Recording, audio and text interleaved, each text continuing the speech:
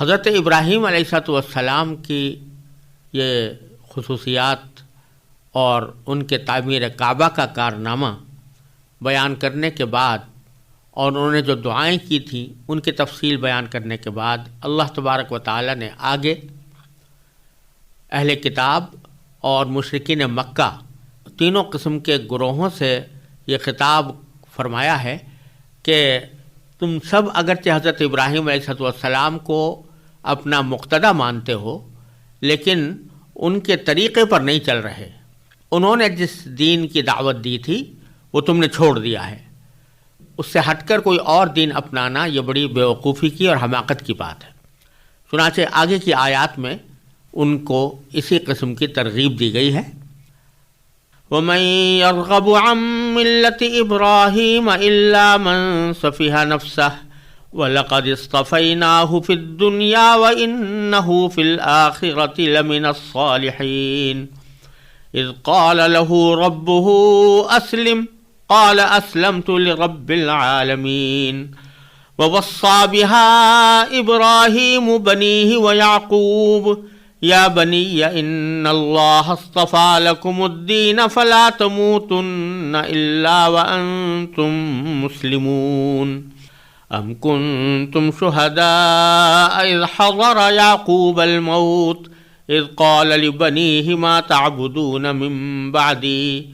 قَالُوا نَعْبُدُ إِلَٰهَكَ وَإِلَٰهَ آبَائِكَ إِبْرَاهِيمَ وَإِسْمَاعِيلَ وَإِسْحَاقَ إِلَٰهًا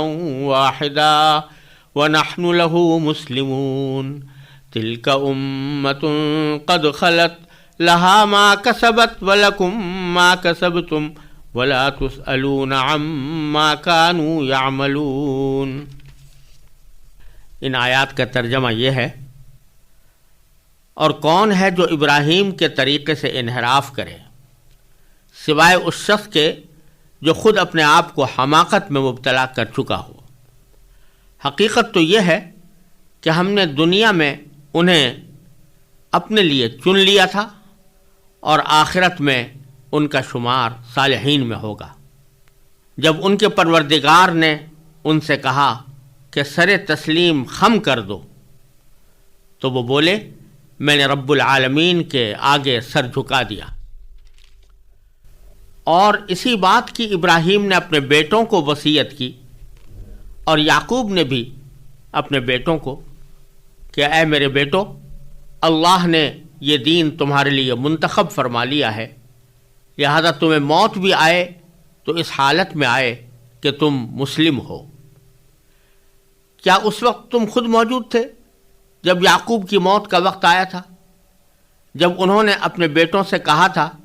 کہ تم میرے بعد کس کی عبادت کرو گے؟ ان سب نے کہا تھا کہ ہم اسی ایک خدا کی عبادت کریں گے جو آپ کا معبود ہے اور آپ کے باپ دادوں ابراہیم، اسماعیل اور اسحاق کا معبود ہے، اور ہم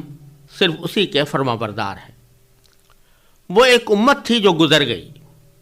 جو کچھ انہوں نے کمایا وہ ان کا ہے، اور جو کچھ تم نے کمایا وہ تمہارا ہے، اور تم سے یہ نہیں پوچھا جائے گا کہ وہ کیا عمل کرتے تھے. ان آیات کریمہ میں اللہ تبارک و تعالی نے مشرکین مکہ اور اہل کتاب یعنی یہودیوں اور نصرانیوں سب سے یہ خطاب فرمایا ہے کہ حضرت ابراہیم علیہ السلام کی ملت یعنی ان کا دین وہ تھا جس کا ذکر پیچھے آیا کہ انہوں نے سوائے اللہ تبارک و تعالیٰ کے کسی کو بھی اپنا معبود قرار نہیں دیا. اللہ تبارک و تعالیٰ ہی کے احکام کے آگے سر جھکایا اور اللہ تعالیٰ ہی کے حکم سے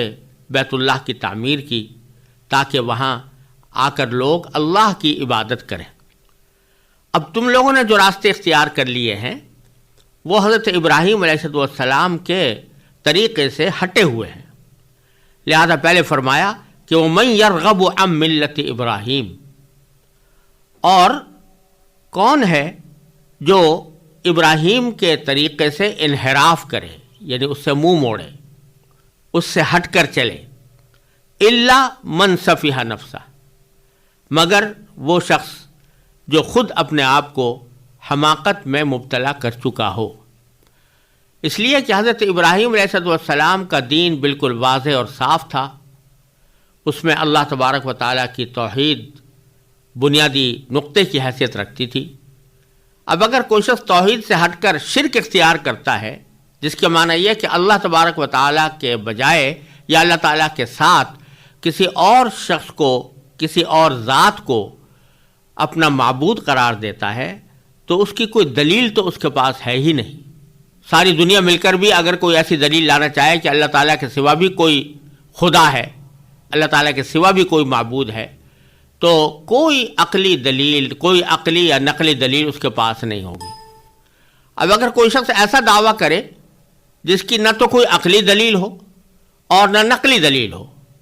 محض اپنے قیاس اور تخمینے کی بنیاد پر کوئی بات کہے اور اس کو اپنا عقیدہ بنا لے، اس کی طرف لوگوں کو دعوت دے، تو ظاہر ہے یہ حماقت ہے۔ اس لیے فرمایا کہ ان کے طریقے سے کوئی اور انحراف نہیں کر سکتا سوائے اس کے جو خود اپنے آپ کو حماقت میں مبتلا کر چکا ہو۔ پھر اللہ تعالیٰ نے اگلی آیت میں، اگلے جملے میں حضرت ابراہیم علیہ السلام کی خصوصیت یہ بیان فرمائی کہ وَلَقَدِ اصْطَفَيْنَاهُ فِي الدُّنْيَا، ہم نے ان کو چن لیا تھا دنیا میں۔ چن لیا تھا یعنی منتخب کر لیا تھا۔ اب اس کا مطلب یہ بھی ہو سکتا ہے کہ ان کو ہم نے نبوت کے لیے منتخب کر لیا تھا، اس بات کے لیے منتخب کر لیا تھا کہ وہ دنیا کی امامت کریں، دنیا کے جو مقتدا بنیں اور ساری دنیا ان کی پیروی کرے۔ اور اس کے معنی یہ بھی ہو سکتے ہیں کہ ہم نے ان کو یہ مقام عطا فرمایا تھا کہ وہ اپنے ہر دشمن کو مغلوب کرتے ہوئے چلے گئے۔ نمرود جیسا شخص جس نے خدائی کا دعویٰ کر رکھا تھا، اس کے آگے بھی اللہ تبارک و تعالیٰ نے ان کو غالب فرمایا کہ اس نے آگ جلائی اور اس میں پھینکا، لیکن اللہ تبارک و تعالیٰ کے حکم سے یہ صحیح سالم نکلے اور پھر وہاں سے دوسرے ملک میں ہجرت کر کے تشریف لے گئے۔ تو لقد اصطفیناہ فی الدنیا، دنیا کے اندر ہم نے ان کو منتخب کر لیا تھا، چن لیا تھا اپنی معرفت کے لیے، اپنی پیغمبری کے لیے اور ان کے پیغمبرانہ دعوت کو دنیا میں عام کرنے کے لیے۔ وَإِنَّهُ فِي الْآخِرَةِ لَمِنَ الصَّالِحِينَ، اور یہ تو دنیا کا معاملہ تھا، آخرت میں ان کا شمار صالحین میں ہوگا۔ پھر ان کی جو سب سے اعلیٰ صفت تھی اس کو اگلی آیت میں بیان فرمایا کہ اذ قال له ربه اسلم، کہ جب ان کے پروردگار نے ان سے کہا کہ سر جھکا دو، سر تسلیم خم کر دو، قال، تو اس کے جواب میں انہوں نے فرمایا کہ اسلمت لرب العالمین، میں نے رب العالمین کے آگے سر جھکا دیا۔ یہ سب سے بڑی صفت ہے جو اللہ تبارک و تعالیٰ نے حضرت ابراہیم علیہ السلام کی بیان فرمائی ہے، اور جو اس دنیا میں ہر بندے کی اعلیٰ ترین صفت ہو سکتی ہے، وہ یہ کہ وہ اپنا سر اللہ کے آگے جھکا دے اور اللہ تبارک و تعالیٰ کا فرما بردار بن جائے۔ یہاں اللہ تبارک و تعالیٰ نے سر تسلیم خم کرنے کے لیے اسلام کا لفظ استعمال فرمایا ہے، جس کے لفظی معنی سر جھکانے اور کسی کے مکمل فرما بردار ہو جانے کے آتے ہیں۔ ہمارے دین کا نام بھی اسلام اسی لیے رکھا گیا ہے کہ اس کا تقاضا یہ ہے کہ انسان اپنے ہر قول و فعل میں اللہ تعالیٰ ہی کا تابع دار بنے۔ حضرت ابراہیم علیہ السلام چونکہ شروع ہی سے مومن تھے، یعنی اللہ تبارک و تعالیٰ کی توحید پر ان کا ایمان مکمل تھا، اس لیے یہاں اللہ تبارک و تعالیٰ نے ان کو یہ نہیں فرمایا کہ آمن، ایمان لے آؤ، کیونکہ ایمان تو پہلے سے لائے ہوئے تھے۔ یہاں اس کا مقصد ایمان کی تلقین کرنا نہیں تھا، بلکہ فرمایا گیا کہ اسلم، اور اسلم کے معنی یہ کہ سر جھکا دو۔ یہاں ہم نے ترجمہ اسلام لانے سے نہیں کیا، جبکہ عربی زبان میں اگر کوئی شخص اسلام لائے تو اس کو بھی کہتے ہیں کہ اسلمہ، اور اگر کسی کو اسلام لانے کی ترغیب دی جائے تو بھی کہا جاتا ہے کہ اسلم، لیکن ہم نے یہاں ترجمہ اسلام لانے کا نہیں کیا بلکہ سر جھکانے کا، تسلیم خم کرنے کا کیا ہے، اس واسطے کہ یہاں اس معنی میں اسلام کی دعوت دینا ان کو مقصود نہیں تھا کہ معاذ اللہ وہ پہلے مسلم نہ ہوں اور مومن نہ ہوں اور ان کو ایمان اور اسلام کی دعوت دی جا رہی ہو، بلکہ مطلب یہ تھا کہ مومن تو آپ پہلے سے ہیں، اب اس کا بات کا بھی اقرار کر لیجئے کہ آپ ہر معاملے میں اللہ تبارک و تعالی ہی کے آگے سر جھکائیں گے، اسی کا حکم کی تعمیل کریں گے۔ چنانچہ اللہ تبارک و تعالی کے اس حکم کے جواب میں حضرت ابراہیم علیہ السلام نے فرمایا کہ میں نے اپنا سر جھکا دیا رب العالمین کے لیے۔ اور سر جھکانے کا اصل مفہوم یہ ہے کہ اگر اللہ تبارک و تعالیٰ کی طرف سے کوئی حکم آئے کہ فلاں کام کرو، یا کوئی ممانعت آئے کہ فلاں کام نہ کرو، تو انسان کچھ عقلی دلیلوں کا سہارا لیے بغیر اللہ تبارک و تعالیٰ کے اس حکم کے آگے سر تسلیم خم کر دے، چاہے اس کی حکمت اس کی سمجھ میں آئے یا نہ آئے۔ یہی وجہ ہے کہ حضرت ابراہیم خلیل اللہ علیہ السلام، جن کا ذکر یہاں پر فرمایا گیا ہے کہ انہوں نے کہا کہ میں نے سر جھکا دیا رب العالمین کے لیے، ان کا یہ واقعہ سورہ صافات کے اندر مذکور ہے کہ ان کو خواب میں بذریعہ وحی اپنے بیٹے کو قربان کرنے کا حکم دیا گیا، تو انہوں نے پلٹ کر اللہ تعالیٰ سے یہ نہیں پوچھا کہ میں اپنے بیٹے کو کیوں ذبح کروں، اس کا کیا قصور ہے۔ حالانکہ بظاہر کسی بے قصور شخص کو، بے گناہ شخص کو موت کے گھاٹ اتارنا، اور وہ بھی اپنا بیٹا، اور وہ بھی نابالغ، تو یہ بظاہر تو عقل کے بالکل خلاف بات تھی۔ لیکن حضرت ابراہیم علیہ السلام نے جب اللہ تعالیٰ کا یہ حکم دیکھا تو اس کے جواب میں یہ نہیں پوچھا کہ میں کیوں اپنے بیٹے کو ذبح کروں۔ اسی طرح جب ان کے بیٹے سے آپ نے ذکر کیا کہ میں نے خواب میں یہ بات دیکھی ہے کہ میں تمہیں ذبح کر رہا ہوں، تو بیٹے نے بھی پلٹ کر یہ نہیں پوچھا کہ ابا جان آپ اللہ تعالیٰ سے پہلے یہ پوچھئے کہ کیوں مجھے قتل کرنے کا حکم دیا جا رہا ہے اور میرا کیا قصور ہے۔ اس کے بجائے انہوں نے جواب میں یہ کہا کہ افعل ما تؤمر، جو حکم آپ کو دیا گیا ہے وہ کر گزریے، ستجدنی انشاءاللہ من الصابرین، آپ مجھے اللہ تعالیٰ کی فضل سے مجھے صبر کرنے والا پائیں گے۔ تو جب قرآن کریم نے اس واقعے کا ذکر کیا ہے کہ حضرت ابراہیم علیہ السلام نے اللہ تعالیٰ کے حکم کی تعمیل میں اپنے بیٹے کو زمین پر لٹا دیا اور پیشانی کے بل لٹا دیا تاکہ اس کو ذبح کرے، تو اس کا واقعہ قرآن کریم سورہ صافات میں جب ذکر فرماتا ہے تو وہاں پر بھی یہی لفظ استعمال ہوا، فلما اسلما وتلہ للجبین، یعنی جب باپ بیٹے دونوں نے سر جھکا دیا اور اللہ تعالیٰ کے حکم کے تابع دار بن گئے اور باپ نے بیٹے کو پیشانی کے بل لٹا دیا، تو اس وقت ہم نے ان کو آواز دی۔ تو اس آیت کو اگر سورہ صافات کی اس آیت کے ساتھ ملا کر پڑھا جائے تو اس کا مطلب یہ نکلتا ہے کہ اسلام کے حقیقی معنی یہ ہے کہ انسان اللہ تبارک و تعالیٰ کا مکمل تابع دار بن جائے، اور اس کا جب بھی کوئی حکم آئے تو وہ اس کی چاہے حکمت اور مصلحت اس کی سمجھ میں آ رہی ہو یا نہ آ رہی ہو، ہر حال میں وہ اپنے اللہ کے حکم کی تعمیل کے لیے تیار ہو جائے۔ اس کا نام اسلام ہے، اور اسی کو اللہ تبارک و تعالیٰ نے حضرت ابراہیم خلیل اللہ علیہ السلام کی ایک بہت اہم صفت کے طور پر بیان فرمایا ہے، اور یہ فرمایا کہ ان کا یہ وقت بڑا یاد کرنے کے لائق ہے جب انہوں نے اپنے آپ کو مکمل طور سے رب العالمین کے تابع فرمان بنا لیا تھا۔ اور پھر یہی نہیں کہ انہوں نے صرف اپنے آپ کو اللہ تبارک و تعالیٰ کا فرما بردار بنایا ہو، بلکہ آگے فرماتے ہیں کہ وَوَصَّىٰ بِهَا ابراہیم بنیہ، کہ اسی بات کی ابراہیم نے اپنے بیٹوں کو بھی وصیت کی، یعنی اپنے بیٹوں کو یہ نصیحت کی کہ جس طرح میں نے اپنے اللہ تبارک و تعالیٰ کے آگے سر جھکایا ہے اور اسی کی ذات پر میں ایمان لایا ہوں اور اس کی تنہا خدائی پر میں یقین رکھتا ہوں، اسی طرح تم بھی توحید ہی کے قائل رہنا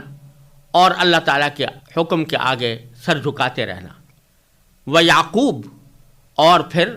فرمایا کہ حضرت یعقوب علیہ السلام جو حضرت ابراہیم کے پوتے تھے، اور جو بنو اسرائیل کے جد امجد ہیں، جن سے بنو اسرائیل کا خاندان چلا ہے، انہوں نے بھی اپنے بیٹوں کو یہی وصیت کی تھی۔ کیا وصیت کی تھی؟ اس کا آگے بیان ہے کہ یا بنی، اے میرے بیٹو، ان اللہ اصطفیٰ لکم الدین، حقیقت یہ ہے کہ اللہ نے یہ دین تمہارے لیے منتخب فرما لیا ہے، توحید والا دین جس میں اللہ کے سوا کسی اور کو شریک نہ ٹھہرایا جائے، وہ تمہارے لیے منتخب فرما دیا ہے۔ فلا تموتن الا وانتم مسلمون، لہذا تمہیں موت بھی آئے تو اس حالت میں آئے کہ تم مسلم ہو۔ مسلم ہو، اس میں دونوں باتیں داخل ہیں، یعنی صحیح عقیدہ رکھتے ہو، توحید کا عقیدہ، اور یہ بات بھی داخل ہے کہ تم اپنے آپ کو اللہ تبارک و تعالیٰ کا فرما بردار بنائے ہوئے ہو۔ اب اگلی آیت میں بنو اسرائیل کی ایک غلط فہمی یا ان کے غلط بیان کا جواب دیا گیا ہے یا اس کی تردید فرمائی گئی ہے۔ وہ یہ ہے کہ بعض یہودیوں نے یہ کہا تھا کہ حضرت یعقوب علیہ السلام، جن کا دوسرا نام اسرائیل علیہ السلام ہے، انہوں نے اپنے انتقال کے وقت اپنے بیٹوں کو یہ وصیت کی تھی کہ وہ یہودیت کے دین پر رہیں۔ یہ آیت اس کا جواب ہے، اور اس کی حماقت، اس بات کی حماقت تو اسی سے پتہ لگائی جا سکتی ہے کہ یہودیوں کا جو دین ہے وہ تو بہت بعد میں حضرت موسیٰ علیہ السلام کے پر تورات نازل ہونے کے بعد کہیں شروع ہوا، اور حضرت ابراہیم علیہ السلام اس سے بہت پہلے گزر چکے تھے، حضرت یعقوب علیہ السلام بھی ان سے بہت پہلے گزر چکے تھے، تو وہ یہ کیسے کہہ سکتے تھے کہ تم یہودی رہنا؟ لیکن چنانچہ اسی بات کو قرآن کریم نے سورہ آل عمران کی آیت نمبر 65 میں اس حماقت کو واضح کیا ہے کہ حضرت یعقوب علیہ السلام تو در حقیقت بہت پہلے گزر چکے تھے اور تورات ان کے بہت بعد نازل ہوئی، لہذا وہ کیسے کہہ سکتے تھے کہ تم یہودیت کی پیروی کرنا؟ لہذا حقیقت بات کیا ہے؟ وہ فرمایا کہ ام کنتم شہداء، کیا تم اس وقت موجود تھے؟ اذ حضر یعقوب الموت، جب یعقوب علیہ السلام کے پاس موت آئی، اذ قال لبنیہ، جب کہ انہوں نے اپنے بیٹوں سے کہا تھا کہ ما تعبدون من بعدی، کہ تم میرے بعد کس کی عبادت کرو گے؟ قالو، تو حضرت یعقوب علیہ السلام کے سارے بیٹوں نے، ان کے 12 بیٹے تھے، اور 12 کے 12 بیٹوں نے جواب میں یہ بات فرمائی کہ نعبد الہک، ہم آپ کے معبود کی عبادت کریں گے، و الہ آبائک، اور آپ کے آباء و اجداد کے معبود کی، یعنی جس کو آپ اپنا معبود سمجھتے ہیں اور جس کو آپ کے آباء و اجداد اپنا معبود قرار دیتے تھے، یعنی اللہ تبارک و تعالیٰ، اسی کی عبادت کریں گے۔ وہ آباء و اجداد کون تھے؟ ابراہیم و اسماعیل و اسحاق، وہ ابراہیم علیہ السلام، اسماعیل علیہ السلام اور اسحاق علیہ السلام تھے۔ وہ جس خدا کی عبادت کرتے تھے، الہم واحدہ، اور وہ ایک ہی معبود ہے، اسی کی ہم عبادت کرتے رہیں گے، اس کے ساتھ کسی کو شریک نہیں ٹھہرائیں گے، اور اس خدا کو اسی طرح مانیں گے جس طرح کے یہ حضرات مانتے چلے آئے ہیں، اس کی انہی صفات کو پر عقیدہ رکھیں گے جن صفات پر یہ حضرات عقیدہ رکھتے آئے ہیں۔ وَنَحْنُ لَهُ مُسْلِمُونَ، اور ہم اسی اللہ کی تابعداری کرتے رہیں گے، اسی کے فرمانبردار ہیں۔ یہ اقرار کیا تھا حضرت یعقوب علیہ السلام کے سارے بیٹوں نے حضرت یعقوب علیہ السلام کے سامنے ان کی وفات سے پہلے۔ لہذا تمہارا یہ کہنا کہ یعقوب علیہ السلام نے اپنے بیٹوں کو یہودی مذہب اختیار کرنے کی تلقین کی تھی، یہ بالکل غلط بات ہے۔ تم تو اس وقت موجود نہیں تھے، لیکن جو ذات اس کلام کو نازل کر رہی ہے، یعنی اللہ تبارک و تعالیٰ، وہ تو اس وقت کو دیکھ رہی تھی۔ اس وقت میں اس کی گواہی یہ ہے کہ ان کے بیٹوں کو وصیت کی تھی توحید پر قائم رہنے کی، اور ان کے بیٹوں نے اسی توحید پر قائم رہنے کا اقرار بھی کیا تھا۔ پھر آگے اللہ تبارک و تعالیٰ ایک بڑا اہم اصول بیان فرماتے ہیں، وہ یہ کہ کسی شخص کو اپنے آباء و اجداد کے طریقے یا ان کے اعمال پر بھروسہ کر کے نہ بیٹھنا چاہیے کہ وہ چونکہ نیک لوگ تھے، مقدس لوگ تھے، ہم ان کی اولاد ہیں، لہٰذا جو انجام ان کا ہوگا وہی ہمارا بھی ہوگا، اور اگر اللہ تعالیٰ ان سے راضی تھا تو ہم سے بھی راضی ہوگا، چاہے ہمارے اعمال کچھ بھی ہوں۔ تو اس تصور کی تردید کرنے کے لیے اللہ تبارک و تعالیٰ نے اگلی آیت ارشاد فرمائی کہ تلک امۃ قد خلت، وہ تو ایک امت تھی، یعنی یہ جن حضرات کا بھی ذکر ہوا، حضرت ابراہیم علیہ السلام، حضرت اسماعیل علیہ السلام، حضرت یعقوب علیہ السلام، حضرت اسحاق علیہ السلام، یہ سب کے سب ایک امت تھے، یعنی ایک جماعت تھی، ایک خاص دین پر چلنے والی جو گزر گئی۔ تلک امۃ قد خلت، وہ گزر چکی، لہا ما کسبت، جو کچھ انہوں نے کمایا وہ ان کا ہے، یعنی اس کا ثواب ان کو ملے گا، وَلَكُمْ مَا كَسَبْتُمْ، اور جو کچھ تم نے کمایا ہے وہ تمہارا ہے۔ یعنی یہ نہ سمجھو کہ چونکہ وہ نیک لوگ تھے اور بہت اچھے اعمال کر کے دنیا سے گئے تو اس کا ثواب جو ان کو ملے گا تم بھی ان کی اولاد ہونے کی وجہ سے ضرور اس میں حصے دار بنو گے، یہ خیال بالکل غلط ہے، کیونکہ اللہ تبارک و تعالیٰ کے ہاں دار و مدار کسی نسب کی بنیاد پر نہیں ہوتا، بلکہ انسان کے اپنے عمل پر ہوتا ہے۔ انہوں نے جو عمل کیا تھا وہ ان کے ساتھ ہے، اور جو عمل تم کر رہے ہو وہ تمہارے ساتھ ہے، لہذا اگر تم بھی ویسا ہی عمل کرو گے جیسا وہ کرتے رہے ہیں تو بے شک تم بھی ثواب کے مستحق ہوگے، اور اگر تمہارا عمل ان کے برخلاف ہوا تو پھر تم اس ثواب میں حصہ دار نہیں بن سکتے جو اللہ تبارک و تعالیٰ نے ان کے لیے مقدر فرمایا ہے۔ اور دوسری طرف وَلَا تُسْأَلُونَ عَمَّا كَانُوا يَعْمَلُونَ، تم سے یہ نہیں پوچھا جائے گا کہ وہ کیا عمل کرتے تھے۔ یعنی اگر بالفرض ماضی کے لوگوں میں کسی نے کوئی گمراہی کا راستہ بھی اختیار کیا ہو تو اس کی گمراہی بھی اسی کے ساتھ ہوگی، اس کے بارے میں تم سے بات پوچھ نہیں کی جائے گی کہ تمہارے آباء و اجداد نے یہ گمراہی کیوں کی تھی۔ اگر تم نے خود اس گمراہی سے اجتناب کیا اور اپنا عمل اور عقیدہ درست رکھا تو پچھلے لوگوں میں اگر کسی نے اپنے عقیدے یا عمل کے لحاظ سے غلطیاں کی ہیں تو ان غلطیوں کا مواخذہ، اس کے اوپر گرفت تم سے نہیں کی جائے گی۔ وَلَا تُسْأَلُونَ عَمَّا كَانُوا يَعْمَلُونَ، یہ آیت اگرچہ یہود و نصارہ کے سے خطاب